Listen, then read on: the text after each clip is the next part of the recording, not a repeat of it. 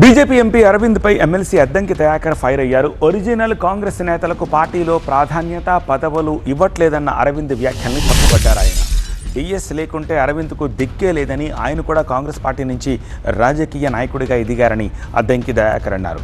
రేవంత్ వల్లే కాంగ్రెస్ గెలిచిందని ప్రధాని మోదీకి కూడా తెలుసని, అందుకే మాతో కలవాలి అని మోదీ అన్నారని అద్దంకి దయాకర్ అన్నారు. ఇలా ప్రధానమంత్రిని అంటే రేవంత్ రెడ్డి గారిని విమర్శించడానికి ప్రధానమంత్రిని తప్పుపడుతున్నావు, మీ ముఖ్యమంత్రి బెంగాల్ ముఖ్యమంత్రి అధికారిని తప్పుపడుతున్నావు. అంటే కాంగ్రెస్ పార్టీలోకి రేవంత్ రెడ్డి గారు ఎట్లా వచ్చిండ్రు, ఎందుకు వచ్చిండ్రు, ఏ విధంగా అధికారం తెచ్చిండ్రు అనేది తెలంగాణకే కాదు దేశం మొత్తానికి తెలుసు. ఒరిజినల్ బీజేపీ వాళ్ళకి మీరు అంతటా అధికారం ఇచ్చిండ్రా? ఈ సువేందు అధికారి అనేట ఆయన ఏ పార్టీలో ఉండి ఇప్పుడు వచ్చి మీ దగ్గర ముఖ్యమంత్రి అయ్యిండు? నీ పుట్టుక ఎక్కడ? కాంగ్రెస్ పార్టీనే కదా.